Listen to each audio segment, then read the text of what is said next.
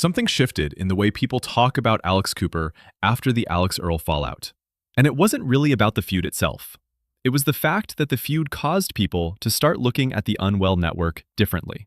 Because once audiences stopped focusing on the public branding and started paying attention to the people actually running the company, the entire image of Unwell began to feel strangely corporate for a brand built on authenticity. And that's where this starts getting uncomfortable for Alex Cooper. Because for years, she positioned herself as the woman who escaped exploitative media systems, the relatable creator who outsmarted traditional entertainment, the girl who turned oversharing into an empire. But now, people are starting to ask a completely different question. What if Unwell didn't disrupt the Hollywood machine at all? What if it just rebranded it? The timing here matters. The second Alix Earle publicly distanced herself from Alex Cooper, people immediately became curious about what was happening behind the scenes at Unwell.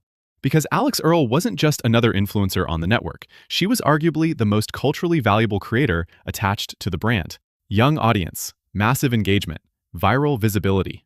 She represented legitimacy for Unwell's future. So when that relationship appeared to fracture publicly, it triggered something bigger than drama. It triggered scrutiny. It is no surprise that Alix Earle and Alex Cooper are no longer on good terms, but I just saw Alix Earle repost this video about Alex Cooper and I actually cackled. So in this video, this creator says something I completely agree with, that more women need to stop making Call Her Daddy their first stop. She basically describes Alex as a grim reaper, always showing up at the scene of the crime when these women are already hanging on by a thread. And I couldn't agree more. If you know me, you know I cannot stand Alex Cooper or the way she conducts interviews. They're always the worst. She's just not a journalist. Like, she cannot ask a good follow-up question to save her life. And it absolutely drives me crazy that so many female celebrities that I love always make Call Her Daddy their first stop. And sometimes their only stop. I hate how Alex Cooper is basically monopolizing the pop culture space. For example, Whitney and Mark went on Call Her Daddy for their last dance for Dancing with the Stars. The Hannah Montana anniversary somehow felt like a Call Her Daddy episode. And now she has this new reality show with Dakota from The Secret Lives of Mormon Wives. What really got me is that she chose to keep his parts in the show even after all the Taylor Frankie Paul drama, while Vanderpump Villa literally cut his scenes. Alex is still keeping him in. And I guess Alix Earle agrees with a lot of us because the fact that she reposted that video, I am not an Alix Earle fan. I kind of think they're one and the same, but I thought that was funny. And scrutiny is dangerous when your entire brand depends on audiences believing you're authentic. Because suddenly, old rumors people ignored before started resurfacing. Reports about executive turnover, complaints about contracts, allegations about internal chaos, and most importantly, growing conversations about Matt Kaplan, Alex Cooper's husband, and how much power he may actually hold inside the company. That detail changed the tone of the conversation completely. Because Unwell was marketed very carefully. Female forward, creator first, women in media, modern entertainment. But once people started noticing Matt Kaplan's presence behind the scenes, audiences began reinterpreting the power structure differently, especially after Alex posted office content where his office appeared noticeably larger and more central than hers. On its own, that means nothing. But in internet culture, symbolism matters. And viewers immediately started building a narrative around it. Alex looked like the face. Matt looked like the operator. And whether that perception is fair or not almost doesn't matter now, because perception is what drives online reputation collapses. Then Bloomberg drops the article. And this is where the story stops feeling like influencer gossip and starts feeling like a legitimacy crisis. Because executive turnover at a fast-growing company is one thing. But when reports describe employees allegedly breaking down in tears, executives leaving, staff wanting distance from leadership, and accusations of intimidation on set, audiences stop seeing creator startup energy and start seeing something much more familiar: old-school Hollywood pressure culture. Which is exactly the irony people became obsessed with. Alex Cooper built her identity on being anti-establishment, the girl who beat the system. But critics are now accusing her company of replicating the same hierarchy-heavy entertainment culture that creators originally claimed to hate. And that contradiction is what's fueling this backlash. Not just the allegations themselves, the contradiction. Because audiences can tolerate messy influencers. They can tolerate ego. They can tolerate fame changing people. What they struggle to tolerate is feeling emotionally manipulated by branding, especially branding built around relatability. That's why this backlash feels different from normal internet drama. People don't just think Alex Cooper changed. They think the image may have been more calculated than they realized. And then the conversation became even worse for her because people started revisiting her history with other women. First, Sophia Franklin, then Alix Earle, then broader rumors about female relationships inside business spaces. Suddenly, people began connecting incidents that used to feel isolated. And once audiences start pattern recognition online, reputation damage accelerates fast. Because humans naturally look for consistency. If one relationship collapses, that's drama. If multiple relationships collapse similarly, audiences start assuming personality patterns. That's exactly what's happening right now. Especially because the internet has become extremely sensitive to female empowerment branding that allegedly masks aggressive business behavior underneath. Audiences are far more cynical now than they were even 3 years ago. They've watched influencer brands evolve from relatable creators into full-scale corporations, while still pretending to be intimate and personal. And that's where Alix Cooper suddenly looks vulnerable, because she's no longer being judged like a podcaster. She's being judged like a media executive, and those are completely different standards. Then another problem hits her reputation at the exact wrong time. Old Call Her Daddy clips resurfacing involving Ari and Lauren Lyondike's child. And these clips are damaging for a very specific reason. Not because shock humor is rare on the internet, but because audiences reinterpret old, edgy content differently once they stop liking the person involved.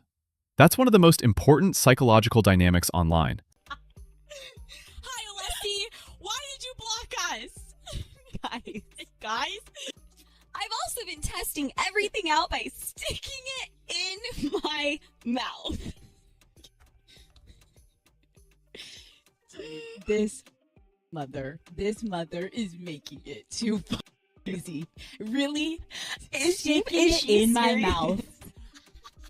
Maybe, okay, dude, maybe baby Leslie is like a straight savage. No, you know what? She may be in the making. No, she may not be. I have so many inappropriate comments I could make to that. The mouth and the taking things in her mouth. I'm not even gonna go there. No. That's a very interesting caption. Thanks for reading that. Let's move on. Let's do another one, because I'm gonna get arrested if I make comments that one. All right, here's another one. Hey, slut. Dude, he did not say that. The baby did not say that. I apologize. Okay. Baby Leslie's back, bitch. Everyone at the office tells us that we can't get certain studio time because everyone else that does shows with guests is priority. So Sophia and I were like, we do have baby Alessi who's a guest.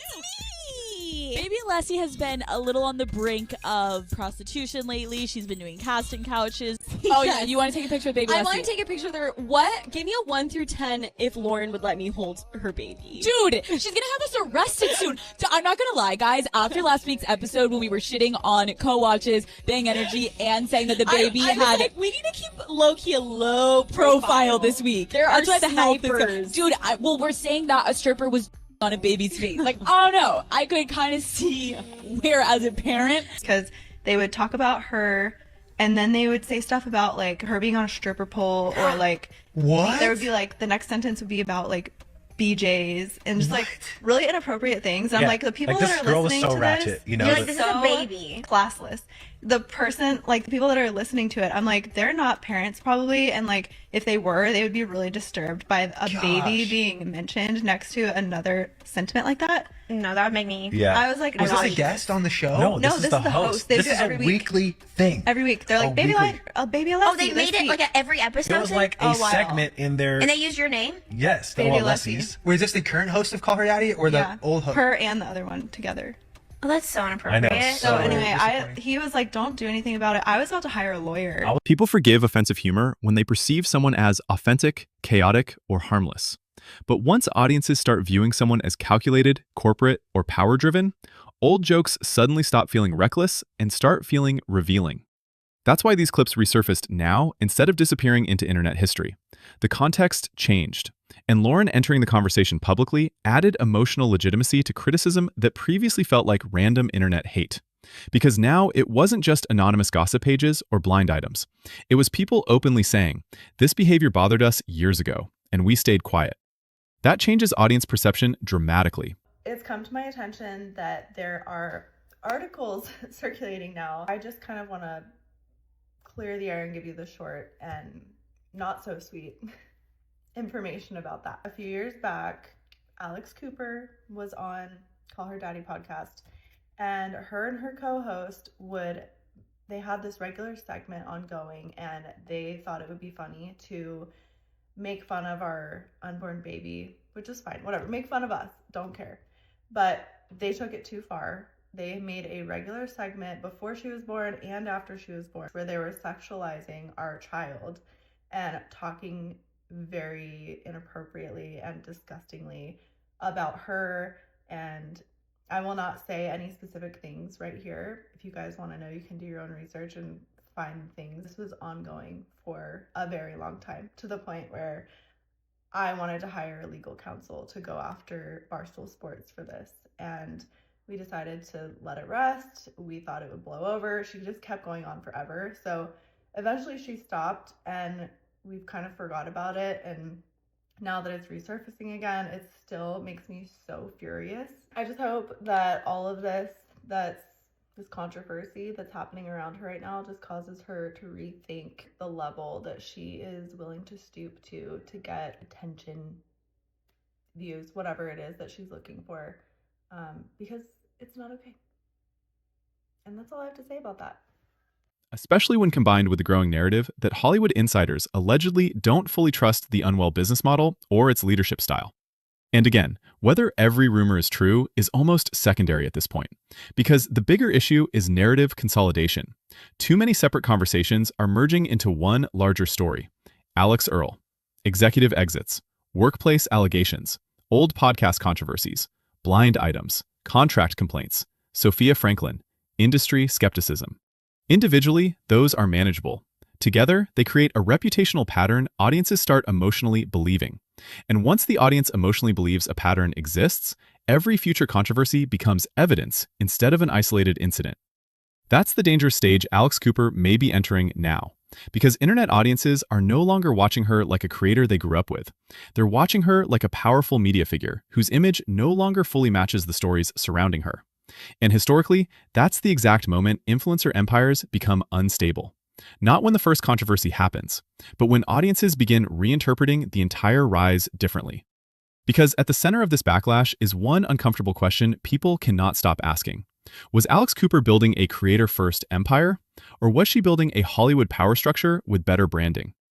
And the reason this story probably isn't ending anytime soon is because once audiences start questioning authenticity itself, every silence, every business move, every fallout, and every old clip suddenly feels connected, even if it wasn't before.